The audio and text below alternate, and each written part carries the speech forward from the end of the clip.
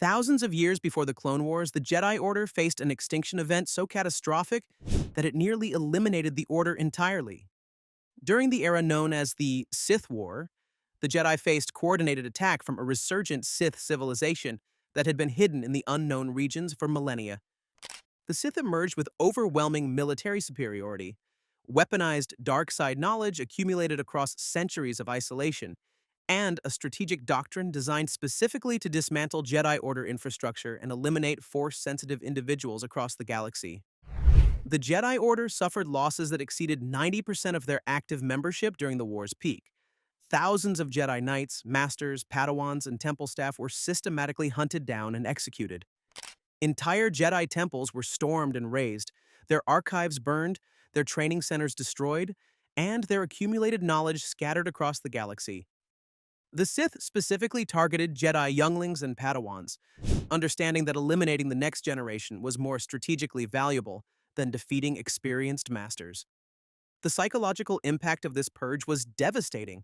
Survivors emerged with trauma, fractured communities, and the horrifying realization that the Jedi's vaunted connection to the Force had not protected them from near annihilation.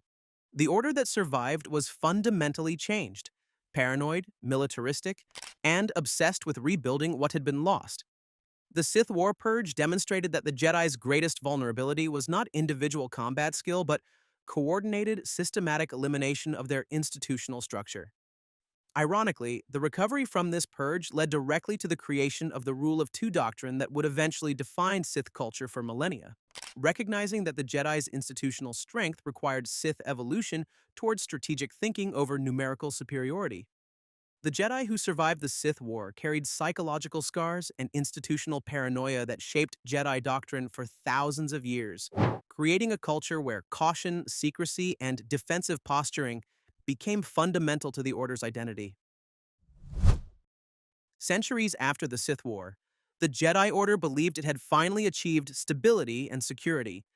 The Sith were thought extinct, the dark side suppressed, and the galaxy entering an era of relative peace.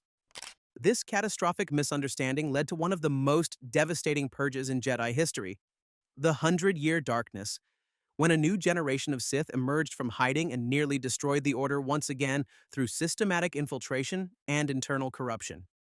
Unlike the Sith War's direct military assault, the Hundred-Year Darkness operated through psychological manipulation, corruption of Jedi from within, and exploitation of the Order's overconfidence in its own security.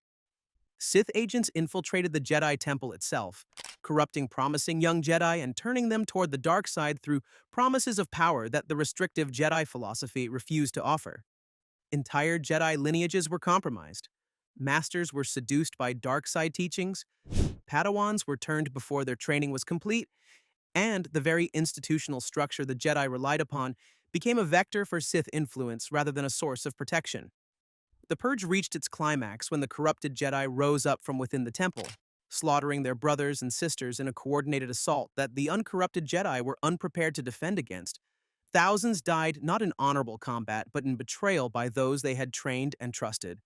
The temple's defenses, designed to protect against external assault, proved useless against enemies already inside the walls. The survivors of the Hundred-Year Darkness emerged even more traumatized than their predecessors, not just defeated by external enemies, but infiltrated and corrupted from within by the Jedi themselves. This experience created a permanent institutional paranoia about the dark side's seductive nature and the constant threat of internal corruption. The Jedi instituted increasingly rigid protocols, extensive psychological testing, and hierarchical controls designed to prevent similar infiltration. The very safeguards meant to protect the Order gradually transformed it into something more authoritarian and less spiritually connected. The Hundred-Year Darkness didn't just kill Jedi, it corrupted the Jedi Order's philosophical foundation. Not all Jedi extinctions resulted from external enemies or dark side corruption. Some of the Order's most severe purges came from internal philosophical collapse and civil war. During the Old Republic era, fundamental disagreements emerged about the Jedi Order's purpose, philosophy, and relationship to power. One faction, led by charismatic masters, who believed the Jedi had become too passive and disconnected from galactic affairs, advocated for aggressive intervention in political and military matters. Another faction, representing traditionalists, insisted on maintaining the Jedi's role as peacekeepers and spiritual guides rather than instruments of state power. These philosophical differences escalated beyond debate into outright conflict. The more aggressive faction gradually separated from the mainstream order, establishing their own training centers and recruiting Jedi who agreed with their vision of active power projection. The schism created a fractured Jedi community where former allies became ideological enemies, and disagreements about fundamental purpose transformed into existential threats. When the conflict between factions finally erupted into open violence, it was catastrophic. Jedi fought Jedi across multiple star systems, with the Order's unified structure collapsing into regional fiefdoms and conflicting allegiances. The Splinter faction, eventually known as the Jedi Schismatics, pursued paths that brought them perilously close to dark side philosophy, arguing that the pursuit of power for good purposes justified methods the traditional order considered forbidden. The purge that followed was brutal and comprehensive. Both factions decimated each other in conflicts that weakened the entire order severely. Many Jedi were killed not by external enemies but by fellow Jedi in philosophical disagreement. The survivors of the Jedi Schism were left with deep scars regarding internal unity and ideological purity. The Order emerged from this purge with stricter doctrine, more centralized authority, and less tolerance for philosophical deviation. The very diversity of thought that should have strengthened the Jedi became something to be feared and controlled. The Jedi Schism demonstrated that the Order's greatest vulnerability wasn't always dark side corruption or external assault. Sometimes the most devastating purges came from the Jedi's inability to accommodate diverse perspectives within a unified institutional structure.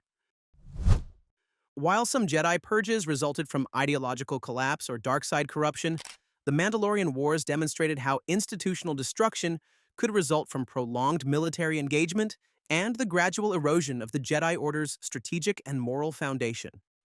When the Mandalorian clans launched coordinated invasions across the Outer Rim territories, the Jedi Order was forced to commit unprecedented numbers of knights and masters to direct military campaigns.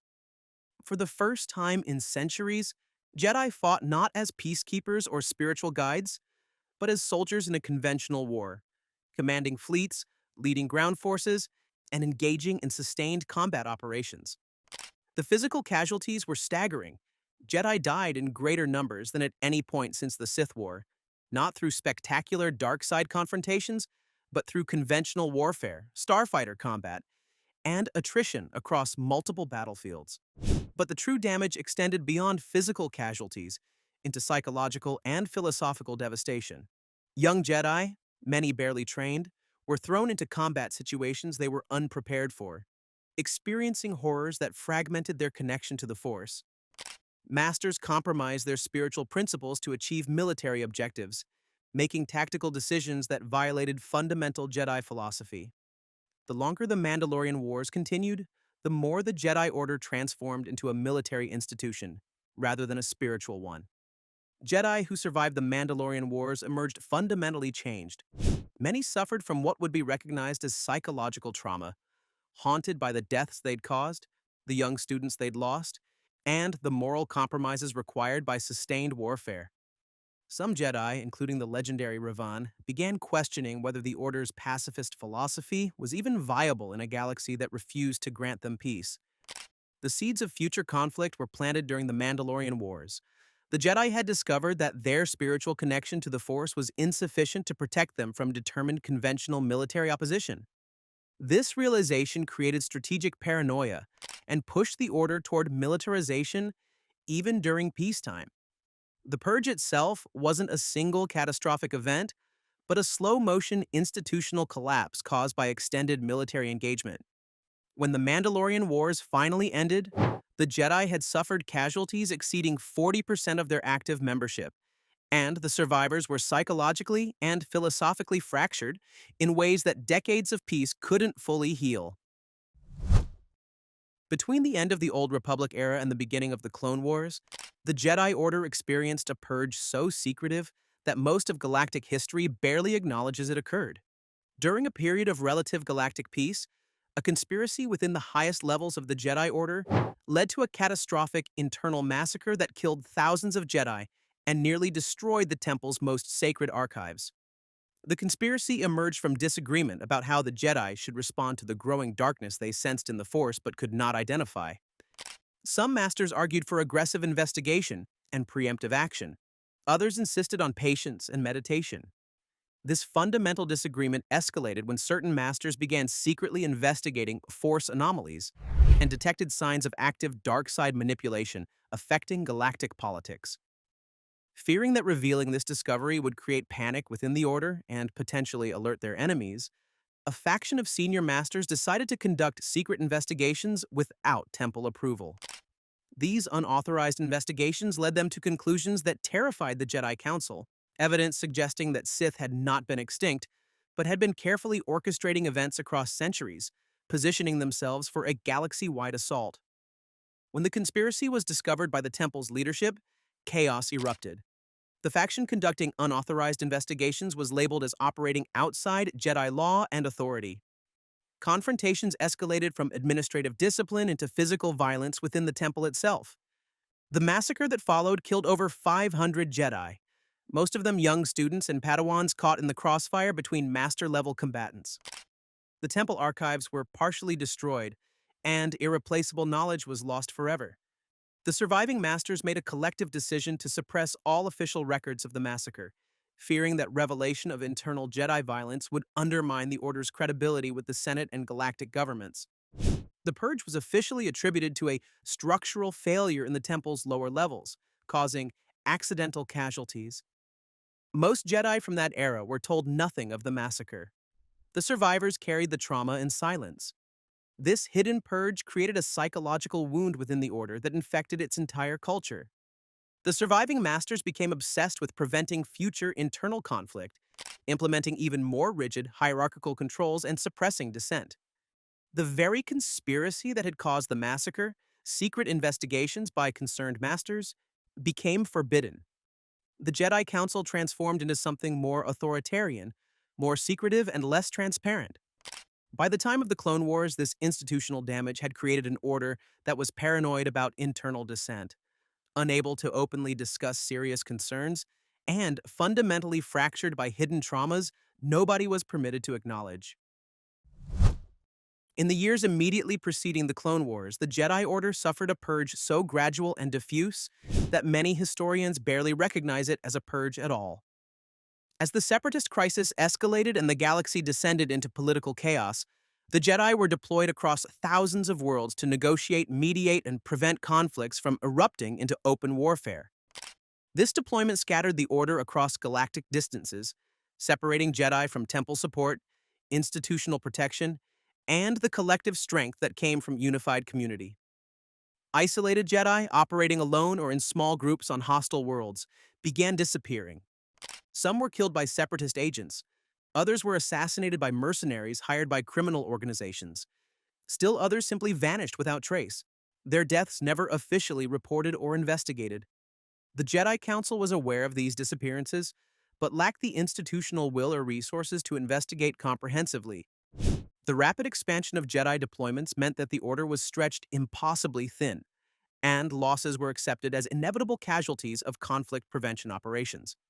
What made this purge particularly insidious was its invisibility. There was no single catastrophic event, no dramatic battle, no obvious enemy.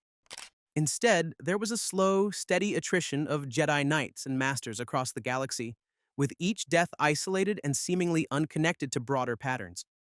By the time the Clone Wars began, the Jedi Order had suffered nearly 2,000 casualties during the Separatist crisis. Approximately 15% of active membership lost in a conflict that never formally declared war. The survivors of the Separatist crisis purge developed a particular form of institutional anxiety. They understood that the Jedi's dispersed nature made them vulnerable to systematic elimination through coordinated assassination campaigns. This realization pushed the Order toward even greater centralization, creating protocols that required approval from the Temple before individual Jedi could undertake missions. The very decentralization that should have protected Jedi by distributing them across the galaxy became viewed as a vulnerability requiring institutional control. The Separatist crisis purge was particularly damaging because it was never openly acknowledged as a purge. The Jedi Council treated the casualties as acceptable losses in peacekeeping operations rather than recognizing the systematic assassination pattern. This denial prevented the Order from implementing defenses that might have saved lives or adapting strategy to address the threat. By the time the Clone Wars began and Order 66 followed, the Jedi Order had already been weakened by nearly 2 millennia of purges that had left it paranoid, militaristic, centralized, and psychologically fractured. During the Clone Wars, while the galaxy's attention focused on battles across distant star systems, the Jedi Temple experienced a catastrophic internal disaster that killed hundreds and nearly destroyed millennia of accumulated knowledge. A massive fire broke out in the temple's restricted archives section, spreading rapidly through ancient storage facilities that contained some of the Order's most sacred and sensitive documents. The official explanation attributed the fire to an accident, faulty electrical systems in an old section of the temple requiring renovation. However, investigations by senior masters revealed troubling evidence suggesting the fire may have been deliberately set, potentially by someone with intimate knowledge of the temple's layout and security systems. The fire killed over 300 Jedi, including many of the Order's most respected historians, archivists, and senior masters who attempted to save irreplaceable documents. The losses extended far beyond physical casualties. Entire sections of the temple archives were destroyed, including records of ancient Sith artifacts, detailed histories of previous Jedi Purges, and Force knowledge accumulated across 10,000 years. The destruction was so comprehensive that scholars spent decades trying to reconstruct lost information from fragments and surviving records. The psychological impact on the surviving Jedi was severe. The temple, which was supposed to be the most secure location in the entire Order, had become a death trap. If the fire was indeed deliberately set, as some masters suspected, then the temple's security had been compromised by someone the Order trusted enough to grant access to restricted areas. This possibility created paranoia about internal sabotage and raised terrifying questions about whether a dark side agent had successfully infiltrated the temple's highest levels. The Jedi Council launched investigations into the fire's origins, but these investigations were conducted in complete secrecy. No official conclusions were ever released to the broader Jedi community. Many Jedi never learned that the fire had been anything other than an accident. This institutional secrecy, combined with the massive casualties and knowledge loss, created a wound within the Order that never fully healed. The temple fire demonstrated the fragility of institutional knowledge in the face of catastrophic loss. The Jedi discovered that their accumulated wisdom existed in physical forms that could be destroyed, and that reconstructing lost knowledge was far more difficult than the original learning process. The survivors of the temple fire became obsessed with preserving what remained, creating duplicate archives and backup systems, a precaution that came too late to prevent the loss but might protect against future destruction. When Order 66 was executed and the clone troopers turned on their Jedi commanders across the galaxy, the Jedi Order's extinction was not a sudden, unexpected catastrophe, but rather the inevitable conclusion of nearly 2 millennia of purges that had systematically weakened, militarized, and psychologically fractured the institution. Order 66 was devastatingly effective not because it represented superior dark side power or exceptional military planning, but because it exploited vulnerabilities the Jedi Order had accumulated through centuries of trauma, institutional paranoia, and strategic overextension. The Jedi who survived previous purges had implemented protocols and structures designed to prevent similar catastrophes. These very safeguards, the centralized authority, the rigid hierarchy, the militarization of the Order, the emphasis on obedience to command authority, made the Order devastatingly vulnerable to coordinated betrayal by the clone armies they had come to depend upon. The clones' simultaneous activation across 10,000 battlefields demonstrated that a truly decentralized Jedi Order might have survived by maintaining independent cells and distributed command structures. Instead, the Order's centralization meant that once the Temple fell and the Council was eliminated, the scattered Jedi had no institutional backup, no alternative command structure, and no way to coordinate resistance. The psychological damage of 2 millennia of purges meant that the Jedi who survived Order 66 were already traumatized, demoralized, and psychologically primed to view themselves as cursed. Rather than recognizing Order 66 as the climax of systematic predation, survivors often internalize the destruction as inevitable failure of the Order itself, reinforcing beliefs that the Jedi path was fundamentally flawed. Order 66 wasn't the beginning of the Jedi Purge. It was merely the final chapter in a story spanning millennia. The previous purges had killed thousands and severely damaged institutional structures. Order 66 killed tens of thousands and permanently eliminated the Order's ability to function as an organized institution. The Jedi Order's extinction wasn't sudden. It was the inevitable result of accumulated damage, institutional vulnerability, and the systematic exploitation of weaknesses created by previous purges that the Order had never fully recovered from or openly acknowledged. If you enjoyed this exploration of the Jedi Order's hidden history, please like this video and subscribe for more deep dives into Star Wars lore, history, and the forces that shaped galactic events. Which purge surprised you the most, and what do you think the Jedi could have done differently? Let us know down in the comments and get the discussion started, and as always, may the Force be with you.